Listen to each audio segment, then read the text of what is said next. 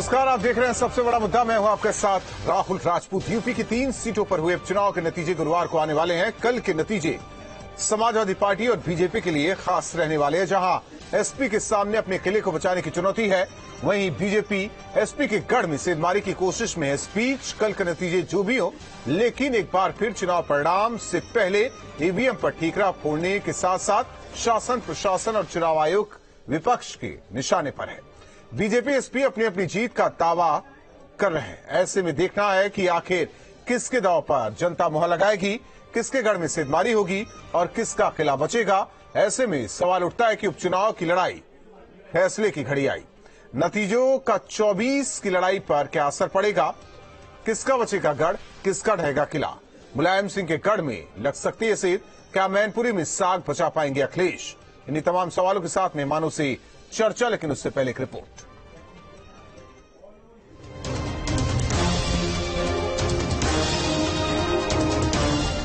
सूबे में कई दिनों से जारी उपचुनाव की लड़ाई के बीच अब फैसले की घड़ी आ गई है। गुरुवार को तीनों सीटों के नतीजे घोषित हो जाएंगे। सभी की निगाहें उपचुनाव परिणाम पर टिकी हैं। प्रत्याशियों के साथ साथ एसपी और बीजेपी की प्रतिष्ठा भी दांव पर लगी है। जहां चुनाव परिणाम आने में कुछ घंटों का वक्त बाकी है, वहीं चुनाव परिणाम से पहले ही नेताओं की सियासी खींच सामने आने लगी। कोई अभी से ईवीएम को निशाना बनाने में लगा है, तो कोई प्रशासन पर धांधली का आरोप लगा रहा है। समाजवादी पार्टी का एक एक नेता अपने अंदाज में हमलावर है। और जिस दिन मतदान हो रहा था, उस दिन भी 3 बार समाजवादी पार्टी के प्रतिनिधिमंडल ने जाकर के वहां पर हो रही ज्यादतियों और वोट न डालने की शिकायतों को दर्ज कराया। रामपुर के 60%, 62% मुस्लिम आबादी को वोट ही डालने नहीं दिया गया, तो चुनाव के क्या माने? केवल यही नेता ही नहीं, बल्कि खुद एसपी मुखिया अखिलेश यादव को भी कहीं न कहीं हार का डर अभी से सताने लगा। तभी तो उनको चुनाव आयोग पर भरोसा नहीं रहा। रिजल्ट जो आएगा वो समाजवादियों के पक्ष में रिजल्ट आएगा और जनता को इसी तरह खड़े होकर के लोकतंत्र को बचाना पड़ेगा। उधर अखिलेश यादव के बयान पर डिप्टी सीएम केशव प्रसाद मौर्य ने जोरदार पलटवार किया। हम लोग विश्वास के साथ कह सकते हैं कि उत्तर प्रदेश में भारतीय जनता पार्टी ऐतिहासिक विजय प्राप्त करेगी। इस बार का उपचुनाव परिणाम बीजेपी और एसपी दोनों के लिए महत्वपूर्ण है, लेकिन नेता प्रतिपक्ष अखिलेश यादव के लिए तो सियासी वजूद का सवाल है, क्योंकि 2 सीट यानी कि मैनपुरी और रामपुर तो एक जमाने से ही समाजवादी पार्टी का गढ़ रहा है। ऐसे में दोनों में से एक भी सीट पर एसपी की हार पार्टी मुखिया अखिलेश यादव के लिए किसी सियासी सदमे से कम नहीं होगा। यही नहीं, 2024 की लड़ाई में भी इस हार जीत का असर पड़ेगा। टीम न्यूज़ से। और मेहमान जुड़ चुके हैं। सबसे पहले परिचय करवा दे कौशलकांत मिश्रा जी, प्रवक्ता बीजेपी, उमाशंकर राजभर जी, प्रवक्ता एसबीएसपी। इसके अलावा विवेक साइलस जी, प्रवक्ता समाजवादी पार्टी। आप सभी मेहमानों का स्वागत है चर्चा में। विवेक जी, कल की क्या उम्मीद समाजवादी पार्टी को? जश्न मनेगा समाजवादी पार्टी कार्यालय लखनऊ में, या फिर जैसे 2022 चुनाव के नतीजे के दौरान, हालांकि सुबह तो जुटे थे समाजवादी नेता ऑफिस में, लेकिन धीरे धीरे सन्नाटा पसर गया था? नहीं, देखिए, सबको नमस्कार और दर्शकों को बहुत बहुत नमस्कार सबको। देखिए, जश्न तो जरूर मनेगा, लेकिन देखने वाली बात यह है कि जहां तक भारतीय जनता पार्टी की बात है, चाहे आप मैनपुरी का चुनाव देख लीजिए या खतौली का चुनाव देख लीजिए, चलिए ठीक है, हम मान लीजिए उपचुनाव है, अच्छी वोटिंग परसेंटेज हुई, लेकिन रामपुर में आखिर ऐसी कौन सी बात थी, आखिर ऐसी कौन सी विपत्ति हो गई थी, आखिर ऐसी कौन सी वेदर कंडीशन थी, क्या हो गया था कि वहां 32% भी पोलिंग नहीं हो पाई? ये बहुत बड़ा सवाल। ये तो लोकसभा उपचुनाव में भी हुआ था रामपुर की, तो भी कम वोटिंग हुई थी। अच्छा, चलिए, मैं आपकी बात मान भी लेता हूँ। आज चलिए, आज दिल्ली के चुनाव का फैसला हुआ है। भारतीय जनता पार्टी पीछे रह गई, 24 सीट उसको कम मिली है बहुमत से। फिर भी भारतीय जनता पार्टी के सारे लोग कह रहे हैं कि एमसीडी में हमारा मेयर बनेगा। कैसे? जनता ने आपको जनादेश नहीं दिया, मेयर आप बनाने चले। कौन सा ऐसा भारतीय जनता पार्टी का प्रवक्ता है या दिल्ली का नेता है, चाहे वो मनोज तिवारी हो, प्रवेश वर्मा हो, कौन है ऐसा जिसने नहीं कहा कि मेयर हमारा बनेगा? कैसे बनेगा? काले धन याद नहीं है क्या आपको? क्या याद नहीं है आपको? एक बार बीजेपी की सरकार नहीं, याद नहीं है? मुझे बोलने दीजिए, मुझे बोलने एक चीज ये बता दीजिए, 2007 से पहले मुलायम सिंह यादव कैसे बन गए थे मुख्यमंत्री उत्तर प्रदेश में? एक मिनट 2007 की आप बात कर रहे हैं, उससे पहले की बात कर रहे हैं। हाँ ठीक है, महाराष्ट्र में भी क्या हुआ? ठीक है ना, हम वो छोड़ दीजिए। विवेक जी गोवा में क्या हुआ? मैं बात कर रहा हूं खतौली, रामपुर और मैनपुरी उपचुनाव को लेकर। कल नतीजे आएंगे, कल तो दूध का दूध पानी का पानी हो ही जाना है। बिल्कुल हो जाएगा। लेकिन एक चीज ये बता दीजिए, रामपुर का उदाहरण क्यों समाजवादी पार्टी बार बार दे रही है? राम गोपाल यादव इलेक्शन कमीशन को चिट्ठी लिख रहे हैं, रद्द करने की मांग कर रहे हैं। आसिफ रजा कह रहे हैं कि काउंटिंग को रोक दिया जाए। ये तमाम कवायद क्यों हो रही है? अपनी इज्जत बचाने के लिए कि एक पर्दा डाला जा रहा है बीच में? देखिए, हमारे राष्ट्रीय अध्यक्ष जी ने जनता से भी अपील की है। अभी आपने उनका वक्तव्य सुना होगा, तो उन्होंने जनता से अपील की है कि जनता बाहर आए और ये जो लोकतंत्र के खिलाफ भारतीय जनता पार्टी अपनी गुंडागर्दी कर रही है। आपने पंचायत चुनाव में भी देख लिया किस तरह से चुनाव जीतने के लिए महिलाओं की असमत तक भारतीय जनता पार्टी ने खींच ली थी। तो चुनाव जीतने के लिए भारतीय जनता पार्टी कुछ भी कर सकती है। तो हमारी भी जनता से अपील है, इस अन्याय के खिलाफ, भारतीय जनता पार्टी के खिलाफ जनता को खुद सड़क पे आना होगा, तभी इनको रोका जा सकता है। नहीं तो जिस तरह तो जनता भी तो कह रही कि पहले समाजवादी पार्टी आए सड़क पर तो हम तो साथ देने के लिए जनता तैयार है। जो जनादेश आप लोग को मिला कम नहीं है सर। देखिए, समाजवादी पार्टी कब सड़क पे नहीं है या ये बता दीजिए। जब भी हम सड़क पे आने की कोशिश करते हैं या हमारे राष्ट्रीय अध्यक्ष आने की कोशिश करते हैं, घर के बाहर ही वहीं पर पुलिस बैरिकेडिंग लगा के। कौशल कांत, ठीक है विवेक जी, कौशल कांत जी, ये गलत बात है। सवाल कुछ भी करूं मैं समाजवादी पार्टी को लेकर तो जवाब बीजेपी से शुरू हो जाता है। आज जो है विलेन का किरदार बीजेपी ही क्यों निभा रही है? हर विपक्षी दल में इक्का दुक्का छोड़ दे जो आपके साथ है या जो आपसे सहनभूत रखते हैं वो नहीं कहते, लेकिन समाजवादी पार्टी हुई, कांग्रेस हुई, लगातार यही कह रही है कि लोकतंत्र की हत्या होती है, लोकतंत्र को कैप्चर कर लिया जाता है, जो रामपुर में हुआ। लेकिन मैनपुरी में क्या हुआ उसकी बात नहीं होगी, खतौली में क्या हुआ उसकी बात नहीं होगी, जो अच्छा काम हुआ। मैनपुरी में तो लाखों वोट से हम जीते। अरे मैं बोलूं क्या?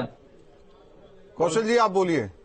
हाँ, मैं सुन रहा था, और जैसा कि हमेशा आपने सुना है, जब भारतीय जनता पार्टी जीत जाती है तो सारी संवैधानिक एजेंसियों पे सवाल उठने लगते हैं, इलेक्शन कमीशन खराब हो जाता है, ईवीएम मशीन हैक हो जाती है। आज दिल्ली में जब हमारा बहुमत नहीं है और आम आदमी पार्टी एमसीडी में जीती, तब इलेक्शन कमीशन ठीक हो गया है, ईवीएम पे कोई सवाल नहीं उठा रहा है, सारे संविधान खतरे से बाहर हो गया है। तो ये जो हारने वाले लोग होते हैं वो किसी न किसी बहाने की तलाश में रहते हैं, और वही हमारे अभी जो मित्र बोल रहे थे, उन्हें दिख रहा है कि आने वाले तीनों उपचुनाव में तीनों जगह इनकी करारी हार होने वाली है। तो बहाने की तैयारी से पहले से तैयार कर रखा है और वही रटा रटाया डायलॉग करने की कोशिश कर रहे हैं। अगर गुंडों की बात कर रहे हैं, अरे समाजवादी पार्टी की गुंडागर्दी से त्रस्त हो करके ही उत्तर प्रदेश की परिपाटी बदलते हुए उत्तर प्रदेश की जनता में माननीय योगी जी को दूसरी बार नेतृत्व दिया है, माननीय मोदी जी के संरक्षण में। तो जहां पर जनता की बात होती है, आज कानून व्यवस्था का ये हाल है कि बुलडोजर को सिंबल बना दिया गया है कानून व्यवस्था का। चाहे उत्तर प्रदेश हो, चाहे उत्तर प्रदेश के बाहर हो, आसाम हो, साउथ इंडिया हो, दिल्ली हो, गुजरात में भी बुलडोजर नजर आ गया। तो एक तरफ गुंडों को छुपने की जगह नहीं मिल रही है, सारे भ्रष्टाचारी भाग रहे हैं। रामपुर में वोटिंग आप लोगों ने कम होने दी, तो इन्होंने जो तरीके थे, ये बता रहे हैं, इन्होंने कंप्लेन की है, इनके पास सबूत हैं, इनके पास सारी चीजें हैं, इलेक्शन कमीशन में देंगे, संवैधानिक तरीके से जो होना चाहिए वो होना चाहिए। अगर मुझे भी डाउट होगा कि वहां पे किसी ने कुछ शैतानी की तो मैं कंप्लेन करूंगा। ये कंप्लेन कर रहे हैं, हम भी कंप्लेन करेंगे अगर कुछ ऐसा लगेगा। पर ये सब हार के पीछे छुपने का एक तरीका है कि हम यहाँ पे गड़बड़ हुई इसलिए हम हार गए। तो ये जो ऐसा होता नहीं था, हम लोग क्रिकेट खेलते थे बचपन में, तो जब अंपायर आउट दे देता था दूसरी पार्टी हार जाती, बोलते थे अंपायर बिका हुआ है। वही हाल समाजवादी पार्टी का यहाँ हो रहा है और कुछ नहीं। समाजवादी पार्टी को पता है कि वो तीनों जगह हार रही है। मैनपुरी 1 लाख वोटों से जीत रहे हैं।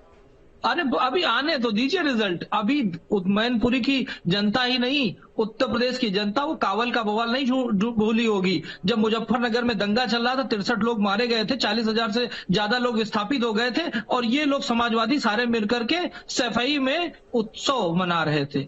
एक तरफ उस समय वहां पे उत्सव चल रहा था जब मुंबई से, बॉलीवुड से हवाई जहाज ऐसे आता था जैसे ऑटो आ रहा हो। किसके लिए आ रहा था? सफाई में महोत्सव के लिए, और उस समय दंगे चल रहे थे। आज प्रदेश में दीपोत्सव मनाया जा रहा है, राम मंदिर बनाया जा रहा है, काशी विश्वनाथ का कॉरिडोर बनाया जा रहा है, Guinness book of world record में नाम आ रहा है। इसलिए प्रदेश की जनता, वो मैनपुरी की जनता की बात खत्म कर रहा हूँ, एक सेकंड, लेकिन उससे पहले 1 मिनट में मुलायम सिंह जी ने जब अब पिछला इलेक्शन लड़ा था, उन्होंने खुद कहा था ये उनका आखिरी चुनाव है। तो ये उनका आखिरी चुनाव नहीं, वो समाजवादी पार्टी का आखिरी चुनाव मैनपुरी से था। उमाशंकर राजभर जी, कल का दिन किस लिए, किस तरीके से, क्योंकि अहम हो जाता है, एक गढ़ बचाने पर एक पार्टी लगी हुई है, दूसरा उस किले पर परचम लहराने के लिए आतुर है।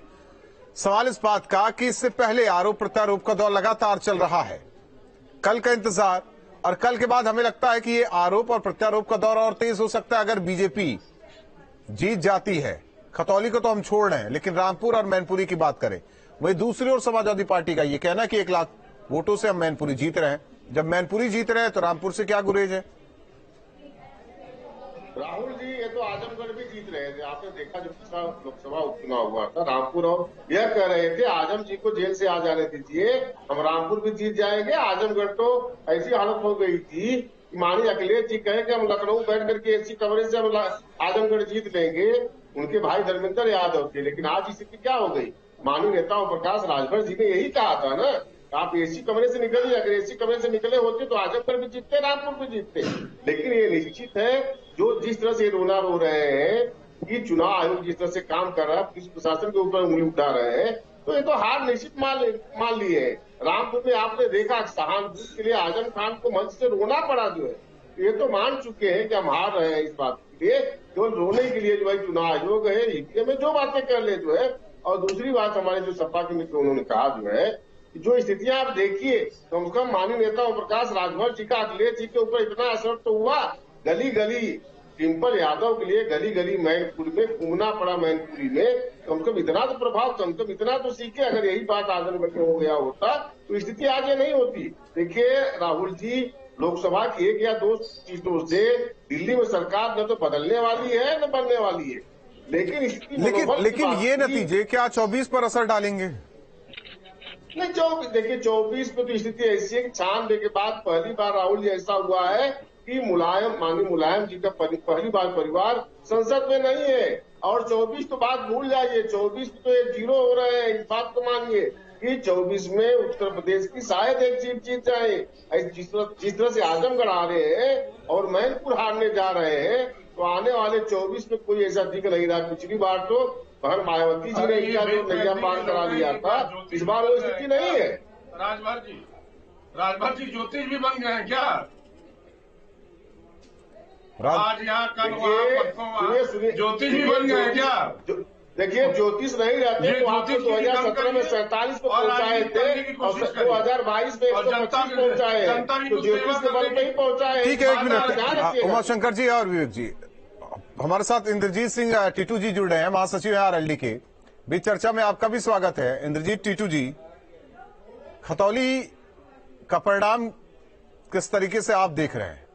आप तो मान बैठे हैं कि संयुक्त उम्मीदवार समाजवादी पार्टी आरएलडी का वो जीत रहा है।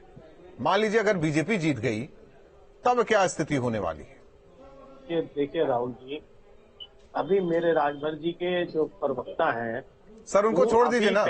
सवाल मेरा शो है, मैं चैनल का एंकर हूं, सवाल मेरा है, आप मेरे मेहमान हैं। चलो ठीक है, मैं आपकी बात का जवाब देता हूँ। देखिए, हम जीत रहे हैं मैनपुरी भी, हम जीत रहे हैं खतौली भी एक साथ। दूसरी बात यह है कि रामपुर कहीं रामपुर, अब आप मुझे बात कहने दीजिए, अगर आपने मौका दिया है तो मुझे कहने दीजिए। अगर रामपुर में भी वोटिंग करा देती थी ढंग से सरकार, तो शायद वहां भी हम जीतते। लेकिन वहां उन्होंने जो काम करा है, उस काम की वजह से अब सब चीजें धुंध में है। आपने जो सरकार ने जो ये इंस्टीट्यूशनल्स बना रखी हैं, चाहे चुनाव आयोग है, चाहे ये इंडिपेंडेंट संस्थाएं हैं, ये किस लिए बनाई हैं कि अगर किसी के साथ कोई भी दिक्कत है, परेशानी है, वो हमें आके बताए। तो आप इन बातों को, या जो दूसरी पार्टियों के लोग हैं, इन बातों पर इतराज क्यों करते हैं कि हमने वहां जाके अपनी बात रखी?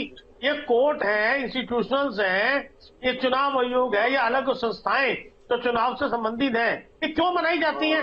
अगर इनका कोई उचित नहीं है तो फिर ये बनानी ही नहीं चाहिए। इनके पास जो टीम काम कर रही है, उनकी तनख्वाहें हैं, उनका एक बहुत बड़ा स्ट्रक्चर है, उसके पीछे मोटिव तो यही है ना, पारदर्शिता। और अगर किसी को कोई कंप्लेंट है तो आगे में दर्ज कराए, जहां जहां कंप्लेंट है वहां दर्ज कराई गई है, तो इसमें इतराज होना ही नहीं चाहिए। ऐतराज किसे है? नहीं, ये बात होती है ना, वहां कंप्लेंट कर दी, वहां कंप्लेंट कर दी। मैं ये कह रहा हूँ, आप ये प्रवक्ता सिटिंग पार्टी के लोग ये कहते हैं जहां जीत गए वहां ये नहीं कहते कि ईवीएम खराब है, जहां गलत है वहां बताते हैं। अरे भाई, जहां गलती दिखी जाएगी उसको जो कहा जाएगा, ये थोड़ी कि हर एक को गलत और हर एक को ठीक कह दिया जाएगा। अरे जहां गलती दिखाई देगी उसको उठाना विपक्ष का काम है, और विपक्ष को अगर कमजोर करोगे तो बहुत ज्यादा दिन नहीं चलेगा। अगर मेरे घर में मेरे फादर नहीं होंगे, मेरे बुजुर्ग नहीं होंगे और बच्चों को रोका टोका नहीं जाएगा तो बच्चा बिगड़ जाएगा। विपक्ष का मजबूत होना, बराबर का भागीदारी होना विपक्ष बहुत बुजुर्ग जरूरी है। उसी के दिशा निर्देश पर चलना जरूरी है। और वैसे भी टीटू साहब मान गए कि 2-1 से बड़ा समाजवादी पार्टी प्लस गठबंधन की हो गई है। कौशल कांत जी, मैंने सुना, पहले तो दोस्त मैं बता दूं, शायद आप लेट आए, मैंने बिल्कुल नहीं, मैंने कहा कि ये संवैधानिक अधिकार है, अगर किसी को डाउट है तो कंप्लेंट कर सकता है, और इसमें हमें कोई ऑब्जेक्शन नहीं। हमें ऑब्जेक्शन इस पे है कि आप हार रहे हैं तो सवाल उठा रहे हैं, और आप जहां जहां हारते हैं सर प्लीज हाँ, कल पता चल जाएगा। रामपुर की बात कर रहे हैं, रामपुर में एक ऐसा आदमी आजम खान, जिसके बारे में कहा जाता है बकरी चोर, किताब चोर, अलमारी चोर, यहाँ तक कि एजुकेशन का चोर। बताइए, जौहर यूनिवर्सिटी किसानों की कब्जा की हुई जमीन में बनाएगा तो वहां की जनता कैसे, वहां की जनता उनके खिलाफ, अभी जो उन्होंने अपशब्द बोले थे महिलाओं के लिए, उसके खिलाफ रामपुर की जनता ने उनके अगेंस्ट, स्पेशली माइनॉरिटी उसकी बात कहाँ करेंगे? टीटू साहब नहीं करेंगे बात उसकी। क्यों? टीटू साहब नैतिकता का पाठ नहीं पढ़ाएंगे। जितने दिन से मेरे साथ ये शो में बैठ रहे हैं, नैतिकता का पाठ ही पढ़ा रहे हैं, लेकिन आजम को नहीं पढ़ाएंगे, समाजवादी पार्टी को नहीं पढ़ाएंगे, क्योंकि उसके साथ गठबंधन। और दोस्त ये बताइए, जब ये कांवल का दंगा हुआ था, जब ठीक है, एक मिनट, विवेक जी कुछ कहना चाह रहे हैं, विवेक जी कुछ कहना चाह रहे हैं, थे कहाँ उस समय? विवेक जी कुछ कहना चाह रहे हैं। ठीक, देखिए राहुल जी, कौशलकांत मिश्रा जी ने कहा जहां समाजवादी पार्टी हारने लगती है ईवीएम पे दोष देने लगती है, यही ना कहा आप? सारा विपक्ष सॉरी, एक करेक्शन, मेरा सवाल आपसे है, समाजवादी नहीं, पूरा विपक्ष, हम सब पूरा विपक्ष। चलिए आपकी बात मानिए, हमारा ये कहना है, जैसे कि अभी टीटू जी ने कहा कि ठीक है, हम चुनाव आयोग के, हमको कोई पीड़ा है तो हम तो जाएंगे, संविधान हमको इस बात की इजाजत देता है। आप किस हक से कह रहे हैं कि दिल्ली में आपका मेयर बनेगा? आप कहीं आप पास नहीं है। आम आदमी, मैं इसको क्लियर कर देता हूँ, छोड़िए ना, आप दिल्ली की बात कहाँ करने लगे? पहले यूपी तो संभाल लीजिए आप लोग। राहुल जी यूपी तो संभाल लीजिए, यूपी तो संभाल लीजिए, यूपी तो संभाल लीजिए। अब जोड़ तोड़ की राजनीति किसने की है उत्तर प्रदेश में? अब आपसे बेहतर कौन समझ सकता है विवेक जी? जोड़ तोड़ की राजनीति किसने की है उत्तर प्रदेश में? आपसे बेहतर कौन समझ सकता है 2007 से पहले किस तरीके से मुलायम सिंह यादव मुख्यमंत्री बने थे उत्तर प्रदेश में? अब वो भी बताना पड़ेगा हमें। यहाँ देखिए, वक्त नहीं है, वक्त नहीं, एक मिनट। अब वो पार्टी, राजभर जी, वो पार्टी अब बात करेगी जोड़ तोड़ की राजनीति जिसने पहले की। राहुल जी बात कर रहे हैं आज की, राहुल जी मैं इसको क्लियर करना चाहता हूँ, एक मिनट को कुशासन रहा है, मुख्यमंत्री ऊपर जो अन्याय उन्होंने किया है, आज के डेट में जनता इनको पहले नहीं चाहती है, चाहे बाल प्रजापति, साख सैनिक हो, कश्यप हो, तो इनको वोट नहीं करना चाहता। समाजवादी के हम तो इस बार साथ में रहे इनके साथ भाई, और स्थितियां ऐसी बनाई माननीय नेता ओम प्रकाश राजभर जी ने, जो सत्ता छोड़ के आए थे बीजेपी से, और यह माहौल बनाया उत्तर प्रदेश में समाजवादी की सत्ता आ रही है। लेकिन ये समाजवादी का जो भ्रष्टाचार, जो गुंडागर्दी पहले से जो ये किए हुए हैं, अति पिछड़ा दलित कभी वोट देना नहीं चाहता है। स्थिति ऐसी हो गई कि सब जो है, सब चाहे न्यूज चैनल हो, हर जगह लोग बता रहे थे कि समाजवादी की सत्ता, और सत्ता ये सोचिए आने से पहले ही जो इनके यादव है, जो इनके मुस्लिम वोटर है, इस तरह से धमकी देना। ठीक है, बस आज रात का इंतजार कीजिए। सुबह आप लोग खुद ही टीवी स्क्रीन पर टकटकी लगाकर बैठे रहेंगे और फोन पर घूम घूम के देखते रहेंगे कि कहां बढ़त, कहां हार, कहां जीत। कुछ देर का इंतजार, सब कुछ साफ। आरोप प्रत्यारोप का तो दौर अभी हमें लगता है कि चुनाव नतीजे के बाद भी चलता रहेगा। बहुत बहुत धन्यवाद आप चारों मेहमानों का हमारे साथ जुड़ने के लिए। कल का अहम दिन है, काउंटिंग का दिन, और ऐसे में देखना होगा कि क्या बीजेपी रामपुर विधानसभा उपचुनाव जीत पाती है। मैनपुरी लोकसभा